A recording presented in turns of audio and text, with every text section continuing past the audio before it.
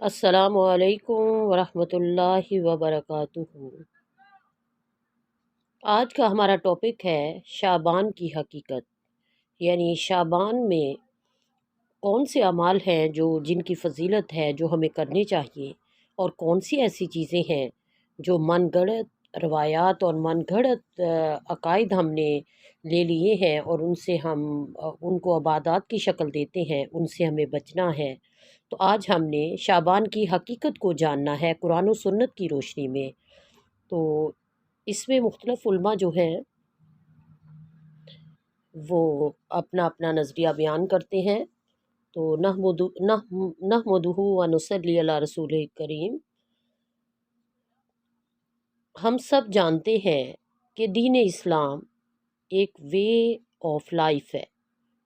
یہ ضروری ہے کہ کوئی بھی کام کرنے کے لیے ہمارے پاس قرآن یا احادیث سے واضح دلائل ہوں، کیونکہ یہ ماہ شعبان ہے، یہ بھی بابرکت مہینہ ہے۔ ہم دیکھتے ہیں کہ اس مہینے میں ہمیں کرنے کے لیے کیا بتایا گیا ہے۔ قرآن میں تو اس مہینے کی فضیلت کے بارے میں کوئی آیت نہیں ملتی، ہاں احادیث میں اس کے بارے میں کیا فرمایا گیا ہم نبی اکرم صلی اللہ علیہ وآلہ وسلم کے طریقے کو دیکھتے ہیں۔ اس مہینے کی مخصوص عبادات روزے ہیں جو حدیث سے ثابت ہیں۔ حضرت اسامہ رضی اللہ عنہ بن زید بیان کرتے ہیں کہ میں نے سوال کیا کہ نبی اکرم صلی اللہ علیہ وآلہ وسلم کو میں نے رمضان کے علاوہ اس مہینے میں روزے رکھتے ہوئے دیکھا، کسی اور مہینے میں نہیں۔ تو آپ صلی اللہ علیہ وآلہ وسلم نے فرمایا کہ لوگ اس رجب اور رمضان کے درمیان والے مہینے سے غافل ہیں، حالانکہ اس مہینے میں لوگوں کے اعمال اللہ تعالیٰ کے ہاں پیش کیے جاتے ہیں، اور میری چاہت یہ ہے کہ میرے اعمال روزے کی حالت میں اللہ تعالیٰ کے ہاں پیش ہوں۔ یہ روایت ہے ابو داؤد اور نسائی کی۔ یعنی 15 شعبان کی رات ہمارے اعمال پیش کیے جاتے ہیں، تو وہ اعمال ایک رات کے تو نہیں، وہ تو پورا سال کے اعمال ہیں۔ تو اس لیے ہمیں پورا سال ہی اچھے عمل کرنے ہیں۔ یہ نہیں ہے کہ بس ایک رات ہم زور لگا کر عبادت کر لیں اور پورا سال ہم برائیوں اور گمراہیوں میں مبتلا رہیں، ایسا نہیں کرنا۔ پھر اسی طرح ترمذی کی روایت میں ہے کہ حضرت سلمہ رضی اللہ عنہ فرماتی ہیں کہ میں نے سوائے شعبان اور رمضان کی نبی کریم صلی اللہ علیہ وآلہ وسلم کو لگاتار روزے رکھتے ہوئے نہیں دیکھا۔ حضرت انس بیان کرتے ہیں کہ رسول اللہ صلی اللہ علیہ وآلہ وسلم سے دریافت کیا گیا کہ کس مہینے میں رمضان کے علاوہ روزے رکھنا افضل ہے؟ فرمایا شعبان میں، کیونکہ یہ رمضان کی بھی تیاری ہے۔ پوچھا گیا کیا صدقہ کرنا بھی اس مہینے میں افضل ہے؟ فرمایا گیا رمضان میں، اور احادیث میں شعبان کے بارے میں بھی کچھ احادیث ملتی ہیں، لیکن وہ ضعیف احادیث ہیں اور کچھ من گھڑت روایات ہیں۔ اس مہینے میں کثرت سے نفلی روزے رکھنے چاہیے، لیکن 15 شعبان کے بعد ان روزوں سے بھی روک دیا گیا کہ کمزوری نہ ہو اور رمضان کے روزے چھٹنے کا اندیشہ نہ ہو،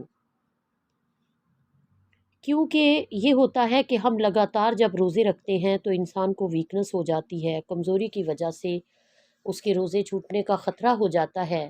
تو اس لیے حکم ہے کہ 15 شعبان تک روزے رکھو، یعنی اس سے پہلے پہلے روزے رکھو، اس کے بعد روزے نہ رکھو تاکہ کمزوری نہ ہو، تاکہ رمضان کی آپ تیاری کر سکیں، رمضان کے لیے تیار ہو سکیں۔ ایک آیت جو عام طور پر کوٹ کی جاتی ہے وہ سورہ دخان کی آیت 3، 4، 5 اور 6 ہے کہ بے شک ہم نے اسے برکت والی رات میں اتارا، بے شک ہم خبردار کرنے والے ہیں۔ اس میں بانٹا جاتا ہے ہر حکمت والا کام ہمارے رب کے حکم سے، بے شک ہم حکم بھیجنے والے ہیں تمہارے رب کی طرف سے رحمت، بے شک وہی سنتا اور جانتا ہے۔ یہ آیات جو ہے یہ مکہ معظمہ میں نازل ہوئی، واقعہ معراج سے قبل نازل ہوئی۔ اس وقت 5 وقت کی نماز بھی فرض نہیں تھی، روزے ویسے ہی 2 ہجری میں فرض ہوئے، اور مکہ میں اس وقت بقیع نام کا کوئی قبرستان بھی نہ تھا۔ لہٰذا یہ بات جو مشہور کی گئی کہ جو اس رات میں فیصلے ہوتے ہیں، آپ صلی اللہ علیہ وآلہ وسلم سے یہ بات منسوب کر دی گئی کہ آپ صلی اللہ علیہ وآلہ وسلم بقیع گئے، اور آپ صلی اللہ علیہ وآلہ وسلم نے بقیع والوں کے لیے دعائے مغفرت کی۔ اور لوگوں کو ان آیات کو کوٹ کر کے بتایا جاتا ہے کہ یہ آیات 15 شعبان کے بارے میں ہے۔ نہیں، اس آیات کے بارے میں یہ بھی بتایا جاتا ہے ٹی وی چینل کے اوپر بیٹھ کر کہ اس آیت سے پتہ چلتا ہے کہ قرآن پاک نازل ہوا اس رات میں۔ حالانکہ 23ویں پارہ کی سورت قدر کے بارے میں، یعنی اس کے 30ویں پارے کی سورہ قدر کے بارے میں بتا دیا گیا کہ ہم نے اسے، قرآن کو تو بتا دیا گیا کہ ہم نے قرآن کو 30ویں پارے کی سورہ قدر میں ہم نے اس کو شب قدر میں نازل کیا، اور وہ رمضان کا عشرہ اخیرہ کی ایک رات ہے۔ سورہ بقرہ کی بھی ایک آیت کہ رمضان وہ مہینہ ہے جس میں قرآن پاک نازل کیا گیا، پھر وہ رات شعبان کیسے ہو گئی؟ اس لیے ہم گمراہ ہونے کی بجائے قرآن کو اگر ترجمہ اور تفسیر سے سمجھے، اور سورہ دخان کی جو آیت ہے وہ شب قدر کے بارے میں ہے، لیلۃ القدر۔ بعض لوگ روحوں کے آنے کی دلیل دیتے ہیں، حالانکہ ایسا کچھ بھی نہیں۔ اگر قرآن میں روح کا لفظ آیا تو وہ جبرائیل علیہ السلام کے بارے میں ہے، وحی کے بارے میں ہے۔ بعض لوگوں کا تو خیال ہے کہ اگر اس دن فاتحہ نہ دلائی جائے تو مردے غمگین واپس جاتے ہیں، اگر دلائی جائے تو خوش باش واپس خوش واپس چلے جاتے ہیں۔ یہ خودارا ہندوانہ سوچ ہے، سوائے پاکستان اور انڈیا کے لوگوں کے کوئی ایسا نہیں کرتا، نہ سوچتا ہے۔ صرف ہندوؤں کے نزدیک ہیں کہ روحیں بھٹکتی پھرتی ہیں، اور انہی سے ہم نے یہ چیزیں ورثے میں لے لی ہیں۔ کہیں قرآن اور سنت سے یہ ثابت نہیں۔ اپنی 63 سالہ زندگی میں کبھی نبی اکرم صلی اللہ علیہ وآلہ وسلم نے نہیں فرمایا کہ آج میرے والدین کی روح آئی ہے، یا حضرت خدیجہ کی روح آئی ہے، یا آپ صلی اللہ علیہ وآلہ وسلم کے کسی عزیزوں کی روح آئی ہو۔ ایسا کچھ نہیں، یہ صرف عقیدے کی کمزوری ہے۔ کوئی روایت قرآن و سنت سے نہیں ملتی، سوائے سورہ مومنون کی آیت کے مرنے والوں کے درمیان ایک برزخ ہے، نہ ہم ادھر جا سکتے ہیں اور نہ وہ ادھر آ سکتے ہیں۔ یہی تو اصل جدائی ہے، ورنہ سینسز ہمارے اندر بھی ہے اور سینسز ان کے اندر بھی ہے۔ یہ ایسے ہی ہے کہ ہم ایک کمرے سے دوسرے کمرے میں چلے جائیں، یعنی ایک دنیا سے دوسری دنیا میں چلے جانا۔ موت فنا کا نام نہیں، موت صرف انتقال ہے، ایک جگہ سے دوسری جگہ جانے کا نام ہے۔ انسان دنیا میں بھی خوشی غم محسوس کرتا ہے، اور برزخ میں بھی خوشی غم محسوس کرتا ہے۔ دنیا میں خوشی غم کے اسباب اور ہوتے ہیں، برزخ میں خوشی غم کے اسباب اور ہوتے ہیں۔ وہاں خوشی غم کے اسباب انسان کے اعمال ہیں، وہاں ان کو خوشیاں ملتی ہیں جو اچھے عمل کر کے جائے، یا ان کی اولاد کچھ اچھے کام کریں، یا صدقہ جاریہ کے کوئی ذرائع چھوڑ کر گیا ہو۔ کیونکہ دنیا میں تو ہم جہاں کھانے پینے کی محفلیں ہوں یا دوسری محفلوں میں خوش ہوتے ہیں، وہاں تو ایسی کوئی محفلیں نہیں اور نہ ہی کوئی انتظام ہے۔ قرآن مجید میں ہے، یہاں کوئی مال یا بیٹے کوئی کام نہیں آئے گا سوائے جو قلب سلیم لے کر آیا، جس میں اللہ کی محبت جمی ہوئی ہے۔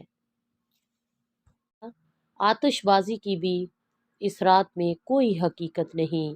یہ بھی جو ہم نے ہندو اپنے مختلف تہواروں پر آتش بازی کرتے ہیں، یہاں سے ہم نے یہ چیزیں جو ان سے ورثے میں لے لی ہیں، اللہ تعالی ہمارے ساتھ رحم کا معاملہ فرمائے۔ اسی طرح لوگوں نے یہ بھی مشہور کر رکھا ہے کہ جو رمضان کے 3 روزے رکھے گا، جو شعبان کے 3 روزے رکھے گا، اس کے تمام گناہ معاف کر دیے جاتے ہیں، اس کی روزی میں برکت دے دی جاتی ہے۔ اس کی کوئی حقیقت نہیں۔ یہ کیسے ہو سکتا ہے کہ ہر انسان پورا سال گناہ کے کام کر کے اور پھر شعبان کے روزے 3 رکھ کر سب ٹھیک کر کے؟ اسلام شارٹ کٹ کا نام نہیں ہے، اسلام چند مخصوص عبادات کا نام نہیں ہے، اسلام وے آف لائف ہے،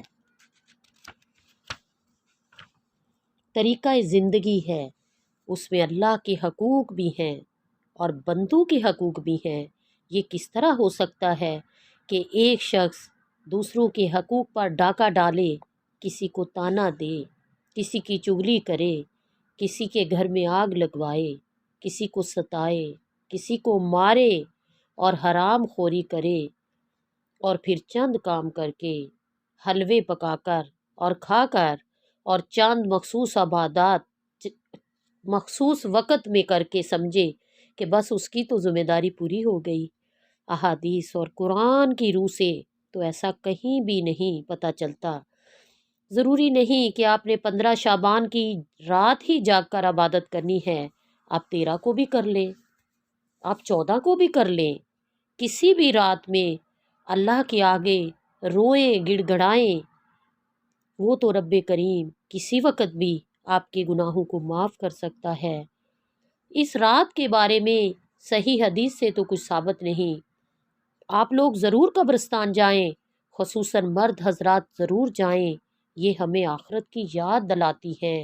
یعنی یہ اس رات کے لیے ضروری جو کر لیا قبرستان جانا، میں اس کے سلسلے میں بات کر رہی ہوں۔ خصوصاً مرد حضرات ضرور جائیں، یہ ہمیں آخرت کی یاد دلاتی ہے اور دنیا سے بے رغبت کرتی ہے۔ یعنی قبرستان جو ہے، قبرستان جانا 15 شعبان سے ہی مخصوص نہ کریں، پلیز جب چاہیں قبرستان جائیں، ہفتہ 10 دن میں ضرور قبرستان کا چکر لگایا کریں۔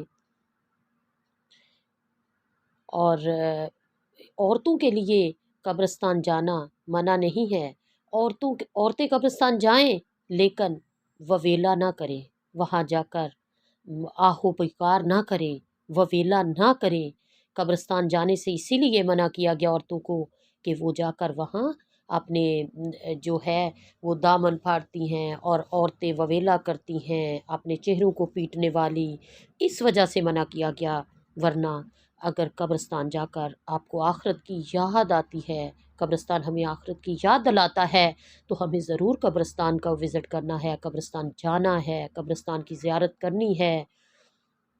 ہمیں ان چیزوں سے بچنا ہے جن کو ہم نے خود ساختہ دین میں شامل کر لیا ہے کہ نہیں 15 شعبان کو ہی مردے ہمارا انتظار کرتے ہیں، ایسا کچھ بھی نہیں ہے۔ آپ بے شک ہفتے میں جائیں، جب جائیں، جس دن چاہیں جائیں، قبرستان کا ضرور چکر لگائیں۔ پھر سورہ دخان کی جس آیت کے بارے میں آپ کو بتایا وہ مکہ میں نازل ہوئی، پھر یہ کیسے ہو گیا کہ نبی صلی اللہ علیہ وآلہ وسلم بقیع گئے، حالانکہ بقیع تو مدینہ میں ہے؟ یہ باتیں اس لیے مشہور ہوئی کہ اصل میں ان باتوں پر بغیر تصدیق کے عمل شروع کر دیا گیا اور دیکھا دیکھی سنی سنائی باتیں پھیلا دی گئی۔ اگر کوئی حق بات بتائے تو عموماً اسے برا بلا کہا جاتا ہے، اس شخص کو کہا جاتا ہے کہ یہ ایسی باتوں سے کوئی منع کرے تو اس کو کہا جاتا ہے اس کا تو عقیدہ ہی ٹھیک نہیں ہے، ہم تو سنت کو ماننے والے ہیں۔ کہاں ہے سنت؟ مجھے احادیث سے کہیں سے ثابت کر دیں تو آپ کی بات کو میں ماننے کے لیے تیار ہوں۔ یہ باتیں جو آپ سب سے کہی ہیں، اگر آپ چاہیں تو اس پر عمل کر سکتے ہیں، اسے قبول کر سکتے ہیں۔ اگر آپ چاہیں تو وہی کریں جو آپ کرتے رہتے ہیں، وہ آپ کی مرضی ہے، لیکن میرا کام ہے آپ تک قرآن و سنت کے مطابق حق بات کو پہنچانا۔ میرا حساب بھی اللہ کے ذمہ ہے اور آپ سب کا بھی۔ ہم میں سے کوئی کسی کا ذمہ دار بنا کر نہیں بھیجا گیا، ہر ایک کو جواب دہی کرنی ہے، جواب دہ ہونا ہے۔ فرض یہ بنتا ہے کہ جو بات انسان کو معلوم ہو وہ دوسروں تک پہنچائے، یہی اصل حقیقت ہے جو میں نے آپ کے سامنے رکھی ہے۔ علامہ اقبال رحم اللہ نے فرمایا، اسی رسم و رواج کی وجہ سے انہوں نے فرمایا، وضع میں تم ہو تو نصارہ تمدن میں ہنود، یہ مسلمان ہے جسے دیکھ کر شرمائے یہود، یہ امت روایات میں کھو گئی، حقیقتاً خرافات میں کھو گئی۔ میں قاری صاحب امیر محمدی بتاتے ہیں، رسول اللہ صلی اللہ علیہ وآلہ وسلم پر قرآن نازل ہوا، آپ صلی اللہ علیہ وآلہ وسلم نے پورا قرآن امت کو سمجھا دیا۔ اللہ تعالیٰ نے جو احکامات بتائے، آپ صلی اللہ علیہ وآلہ وسلم نے وہ تمام کے تمام احکامات امت کو سکھا دیے۔ آپ کی زندگی میں نبوت کے بعد بھی یہ دن 23 سال تک آیا، یعنی شعبان کا دن 23 سال تک آیا۔ 23 سال کے عرصے میں آپ صلی اللہ علیہ وآلہ وسلم نے کبھی ایک بار بھی صحابہ کو اکٹھا کیا ہو، یا کہ آج آپ کو اتنے نوافل پڑھنے چاہیے اور اتنے روزے رکھنے چاہیے اور یہ اعمال کرنے چاہیے، آپ صلی اللہ علیہ وآلہ وسلم نے اس 23 سال کے عرصے میں امت کو کہیں حکم نہیں دیا۔ بات یہی ہے کہ سوچنے والا آج بھی یہ سوچتا ہے کہ نیکی ہے، نہ کہ ہم کون سا کوئی برا عمل کر رہے ہیں، یعنی سوچنے والا یہ بات سوچتا ہے کہ کیا ہے یہ نیکی تو ہے، ہم کون سا کوئی برا عمل کر رہے ہیں۔ اصل میں نیکی تو وہ ہے جس کو قرآن نے ڈیفائن کر دیا، جس کو محمد صلی اللہ علیہ وآلہ وسلم نے پیش کر دیا۔ نبی اکرم صلی اللہ علیہ وآلہ وسلم نے فرمایا، میں تم لوگوں میں سے 2 چیزیں چھوڑ کر جا رہا ہوں، ایک اللہ کا فرمان یعنی قرآن اور دوسری سنت، جب تک ان دونوں چیزوں کو تھامے رکھو گے تم کبھی گمراہ نہیں ہوں گے۔ سورہ دخان کی جس آیت کا حوالہ دیا جا رہا ہے اور جو مفہوم آپ لوگ نکالنے جا رہے ہیں، کسی صحابی کو تو سمجھ نہ آیا۔ حجت الوداع کے موقع پر 1,44,000 صحابہ موجود تھے۔ آپ صلی اللہ علیہ وآلہ وسلم نے سب کو مخاطب کر کے فرمایا، کیا میں نے پہنچا دیا؟ سب نے کہا اللہ کا دین آپ صلی اللہ علیہ وآلہ وسلم نے پہنچا دیا۔ پھر نبی اکرم صلی اللہ علیہ وآلہ وسلم نے اللہ کو بھی گواہ بنایا، اللہ گواہ رہنا میں نے سارا دین پہنچا دیا، ہاں اگر قرآن اور سنت سے ثابت ہو اور لوگ نہ مانے، پھر نہ ماننے والا اللہ کا مجرم بنے گا۔ یہ بات قرآن و سنت سے کوئی ثابت ہو اور پھر کوئی شخص نہ مانے، یعنی میں بھی ہوں میں بھی نہ مانوں، تو پھر ہم اللہ کے مجرم ہیں۔ اگر یہ سوچ کر عبادت کی جائے کہ اس رات میں اللہ تعالیٰ آسمان دنیا پر آئے گا تو سب کو برات مل جائے گی، تو یہ غلط ہے۔ اللہ تعالیٰ تو روزانہ رات کے آخری پہر آسمان دنیا پر تشریف لاتے ہیں۔ یہی تہجد کا ٹائم جس کو میں بار بار کہتی ہوں، پلیز میری سب بہنیں تہجد کے ٹائم پہ کوشش کیا کریں، بے شک 2 نوافل ادا کریں، اللہ کے سامنے روئیں گڑ گڑائیں، اپنی حاجات رکھیں، اللہ ضرور سنے گا۔ اس ٹائم پہ اللہ تعالیٰ رات کے آخری پہر آسمان دنیا پر تشریف لاتے ہیں اور پکارتے ہیں کہ ہے کوئی پکارنے والا جو پکارے مجھے، یعنی مجھ سے مانگے۔ اسی طرح صحیح بخاری اور مسلم کی روایت ہے کہ اللہ تعالیٰ ہر رات نزول فرماتے ہیں اور پھر اس طرح کی من گڑت کہانیاں اور قصے بیان کیے جاتے ہیں کہ لوگ سنت کو چھوڑ کر بدعات کے پیچھے لگ جاتے ہیں، یعنی سنت کو چھوڑ کر ہمیں جس چیز کو ماننا ہے، جس پر عمل کرنا ہے، ہم اس کو چھوڑ کر ہم بدعات جو ہمیں بتائی جاتی ہیں ہم ان کے پیچھے جلدی لگ جاتے ہیں کہ فلاں کر لو اس رات، فلاں کر لو، فلاں کر لو، ان چیزوں کے پیچھے لگ جاتے ہیں۔ آپ اپنی انفرادی عبادت کریں، آپ 13 کو بھی کریں، 14 کو بھی کریں، 15 کو بھی کریں، یہ ایام البید ہیں، نوافل پڑھیں، روز رات کو پڑھیں، کہیں کوئی پابندی نہیں۔ मौलाना फिर इसी तरह मौलाना तारिक जमील साहब एक जगह फरमाते हैं, उन्होंने 19 अप्रैल 2019 को, मैं उनका भी बयान कोट करूँगी। मौलाना साहब ने ये फरमाया कि 15 शाबान की रात हमारे मुल्कों में जो कुछ हो रहा है, जो ना हमारे नबी ने किया, ना सहाबा रज़ियल्लाहु अन्हा ने किया, ना तबा ताबईन ने किया। मस्जिदें बरी हुई हैं, मस्जिदें बरी होती हैं इस रात, आतिशबाजी हो रही होती है, लाइटें लगी हुई होती हैं। मेरे नबी सल्लल्लाहु अलैहि वसल्लम ने इस रात की फजीलत बताई, अमल कोई नहीं बताया। जैसे कोई सरातल तस्बीह की जमात करा रहा होता है, कोई इज्तमाई तहज्जुद पढ़ा रहा होता है, कोई देगें चढ़ा रहा होता है। इतना गलू हो गया है कि ये भी ठीक नहीं। आपको अगर सरातल तस्बीह पढ़नी है इस रात, आप अपनी इनफरादी तौर पर पढ़ें, कहीं कोई पाबंदी नहीं है। आप लोगों को इकट्ठा करके एक इज्तिमा बनाकर आप इसको इबादत की शक्ल दे रहे हैं, ये कहीं कुरान और सुन्नत से साबित नहीं। आपको नवाफल पढ़ने हैं, आपको दुआएं करनी है, इसकी फजीलत है इस रात की, आपके अमाल पेश किए जाते हैं, आप दुआएं करें। लेकिन ये कोई तरीका नहीं है कि इसी तरह देगे चढ़ा रही, और इतना गुलू हो गया है कि ये ठीक नहीं है।